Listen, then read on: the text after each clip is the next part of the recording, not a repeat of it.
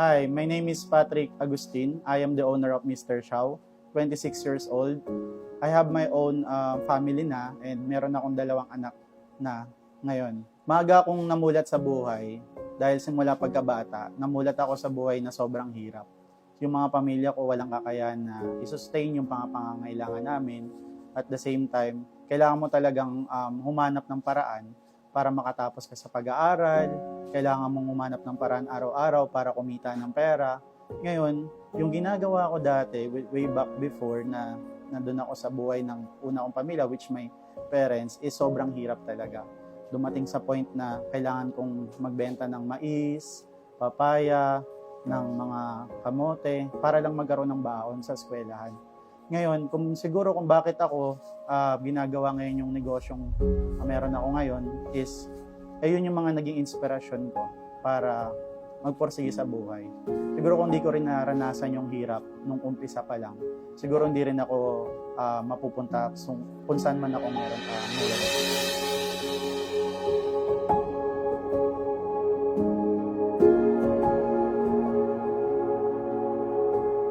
Way back nung nagsisimula pa lang ako sa college life ko, dumating yung responsibilidad na sobrang aga sa buhay ko. Nagkaasawa ako ng maaga, nagkaanak ako ng maaga. So, ibig sabihin, dun pa lang sa buhay ko na yon, sobrang hirap na ng buhay ko. Parang kailangan ko na mag-out sa buhay binata para harapin yung responsibilidad sa buhay na meron ng anak. So, at the age of mga 17 years old, meron na akong anak. Sabi ko sa sarili ko, kaya ko ba? Kaya ko bang siyang panindigan? So, tinitignan ko yung way back ng buhay namin. Nakatira kami dun sa mga magulang namin. Nandun yung sitwasyon na parang hirap na hirap kaming pagatasin yung anak ko. I-sustain yung pagkain namin araw-araw, yung mga electricity bills. At the same time, nag-aaral pa ako. So, dun pa lang sa sitwasyon na yon, parang iniisip ko, ano bang dapat kong gawin bilang isang nagsisimula pa lang sa buhay? Ano bang mas magandang gawin, magtrabaho o magnegosyo?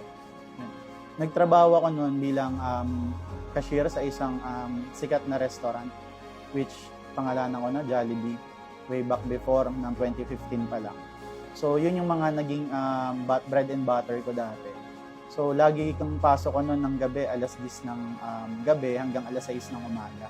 Parang umaga, dun yung tulog mo, tapos at the same time papasok ka sa school ng alas 2 ng hapon hanggang alas 6 ng gabi para matapos mo lang yung pag-aaral mo, di ba? Tapos papasok ulit ako sa trabaho. Yun yung naging buhay ko way back ng siguro mga 4 na taon.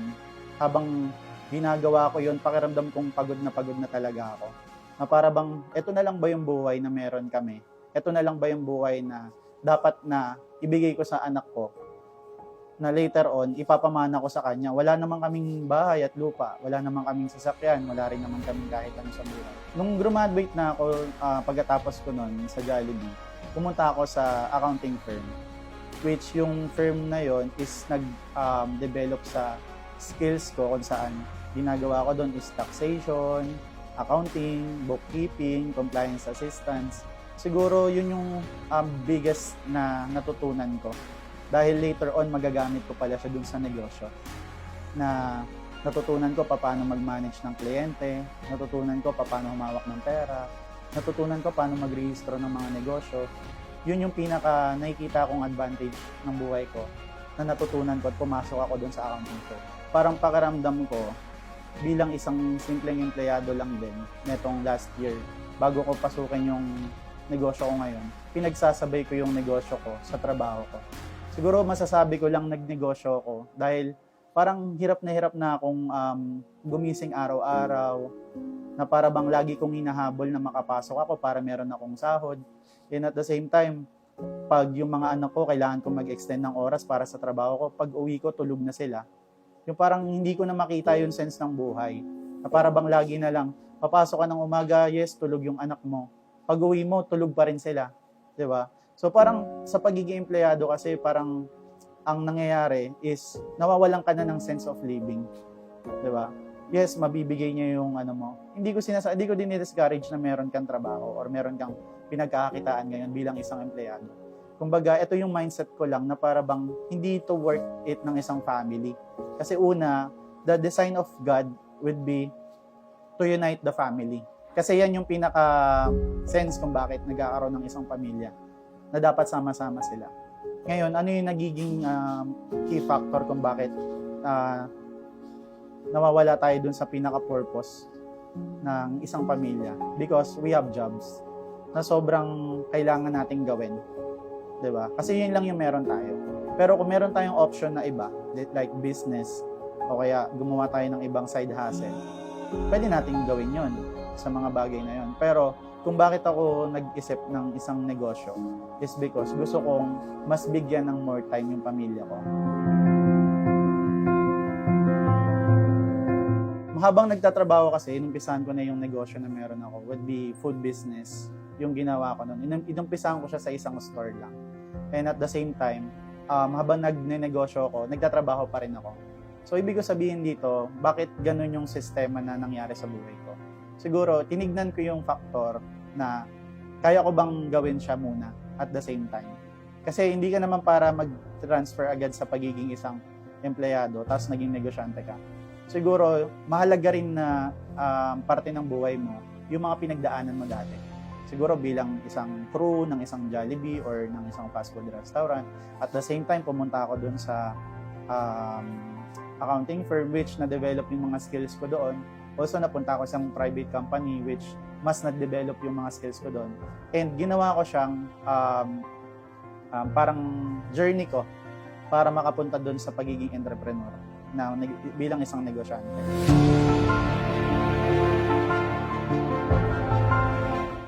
Ang naging struggle sa akin nung umpisa would be paano ko pagsasabay-sabayin lahat ng bagay bilang isang empleyado at bilang isang negosyante. So, nandun ako sa part na nag-uumpisa ako. Ginawa ko lang muna siyang umpisahan. Inumpisahan ko muna siya. Nung time na yon, para bang nakikitaan ko na ng potential yung business ko na dami nang bumibili. Hindi ko in-expect na dinagsa talaga siya ng mga estudyante, ng mga empleyado, ng mga natural na tao.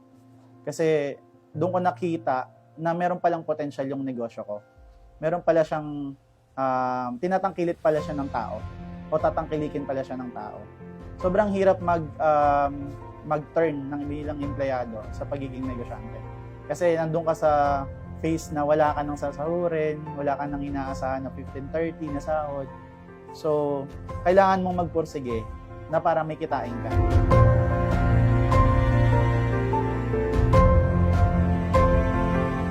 Bakit shawarma yung nakitaan ko ng potential bilang gawing negosyo na habang nagtatrabaho?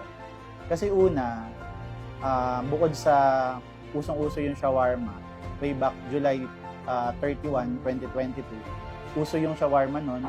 Andun yung mga tinitingala kong mga businesses na kung saan talagang bumibenta sila sa shawarma. Tapos, that's the time din na nagkaroon ako ng baby pasana na pangatlo. Eh, nangyari nun is na punan yung asawa ko. Tapos, bilang isang tatay, sobrang sakit nun sa akin. Na para bang, paano ko mataturn yung lungkot na yon. Kasi yung asawa ko rin po mismo, naapektuhan dun sa part na yun. So, bilang isang tatay, paano ako magiging firm dun sa sitwasyon na yun? Anong kailangan kong gawin?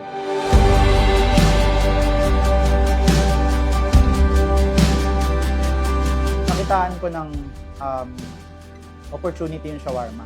Kasi unlike, for example, mga ibang businesses na binili mo per kilo, pero binenta mo ng per piece. Dito, bilang shawarma business, binili mo siya ng per kilo, pero binenta mo siya ng per gramo. So, dito, bukod dun sa mga tinitingala ko ng mga businesses na nagbebenta ng shawarma, yung pag-handle niya is very easy lang. So, napansin nyo, kanina sinabi ko nga is, habang nagtatrabaho, ginawa ko siya. Diba? So, parang doon pa lang, makikitaan mo na pwede pala siyang gawin na habang nagtatrabaho ka, may ginagawa kang negosyo.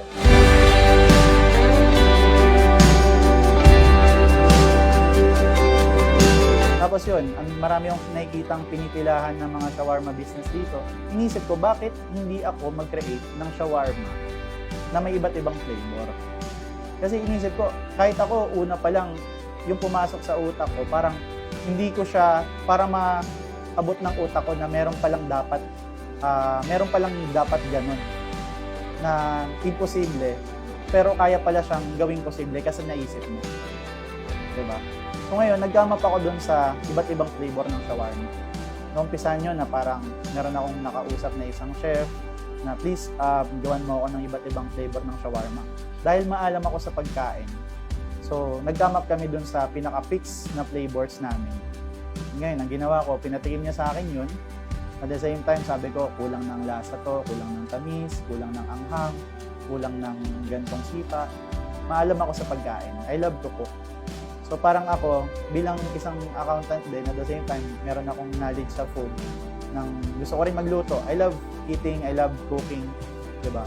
Parang nag-jive siya dun sa personality ko. Na bilang gusto ko naman magnegosyo kasi alam natin yung buhay sobrang hirap. Paano ko gagawin yun na nag-i-enjoy pa rin ako? Ano yung advantage na pwede kong makuha dun sa pagpasok ko sa isang negosyo? Tama? Maraming gusto magnegosyo dyan sa labas pero hindi nila alam kung ano yung negosyo na gagawin nila.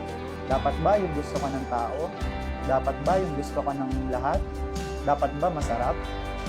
Pero ano bang dapat talaga? Yun ang pinakatanong dyan sa pag-uumpisa ng negosyo. Ang tanging sagot lang na dapat is alam mo rin yung ginagawa mo at gusto mo yung ginagawa mo. Siguro yun yung pinaka-ma-advise ko sa lahat ng mga gustong mag-umpisa sa negosyo.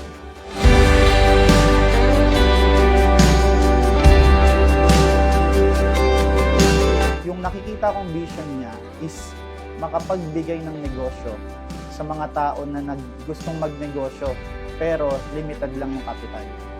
Kasi number one, ang pagnenegosyo, hindi yan hindi yan dahil may pera ka. Lagi ko sinasabi yan sa mga nakausap ko, sa mga kabataan, sa mga OFW, sa mga nagtatrabaho. Paano ba, Sir Patrick, paano mo ba ginawa lahat ng yan? Paano ba na lumaki si Mr. Chow ng tawag dito, nang wala kang pera? Isa lang ang sagot ko sa kanila. Kailangan mong gawin ng isang bagay na kung saan alam mo at gusto mo yung ginagawa mo. Kasi once na alam mo yung gagawin mo, ang pondo nandyan lang. Pwede ka umutang sa bangko, pwede kang kumuha ng mga pondo sa mga kakilala mo, sa mga kaibigan mo, diba? Ang pondo nandyan lang eh. Pero bigyan kita ng 1 milyon sa isang iglap, kaya mo ba siyang gawin? Kaya mo ba siyang ilagay agad sa into action? Diba? Iba yung tipo na alam mo yung gagawin mo sa pagnenegosyo at iba yung tipo na may pera ka lang kaya ka magnenegosyo. Kasi mas malaki yung chance na mag-fail ka kung wala kang alam sa pagnenegosyo than na marami kang pera pero wala kang alam sa pagnenegosyo.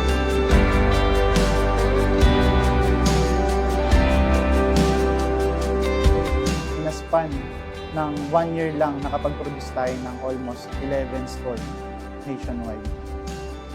So, meron tayong mga store dito sa Kamanaba area, sa Pampanga, sa Mandaluyong, sa Angat, Bulacan, may paparating na Rizal, sa Manila.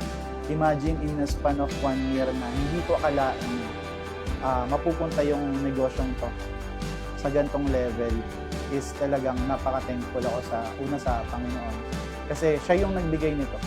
Ibig sabihin, wala naman akong kakayanin, wala akong pera, wala kahit ako lahat. Binigyan niya lang ako ng oportunidad na ikaw, bibigay ko sa iyo yung negosyong to, alagaan mo. Hindi mo kailangan ng pera, ang kailangan mo lang maging magaling araw-araw. Ang kailangan mo lang sipagan mo araw-araw. Kailangan mo lang may plano ka sa buhay. Kailangan mo lang may paniniwala ka sa inumpisan mo. Huwag mo lang bibitawan yung pinaka-tinitingnan mo na part, na binivision mo na makatulong sa iba. Na ma-extend mo yung oportunidad, hindi lang dun sa meron kang hinahawakan, kundi may bigay mo pa siya sa ibang tao. Kasi naniniwala ako dun sa part na binigyan ka ng biyaya ng Diyos. Naging daan ka lang nun bilang funnel ng biyaya. Ngayon, kung hindi mo yan i-spread sa iba, mababaliwala yung biyaya na binigay sa'yo. So, pwedeng kunin niya ng Diyos ng isang bigla. Andun ako sa mindset ko na kapag ako may nakuha ko, hindi lang dapat ako yung makikinig. Andun ako sa punto na pag meron ako nakuha, dapat lahat ng tao sa paligid ko na nagbibigay ng effort, nagbibigay sa akin ng ginhawa sa buhay, dapat sila rin magkaroon ng ginhawa sa buhay.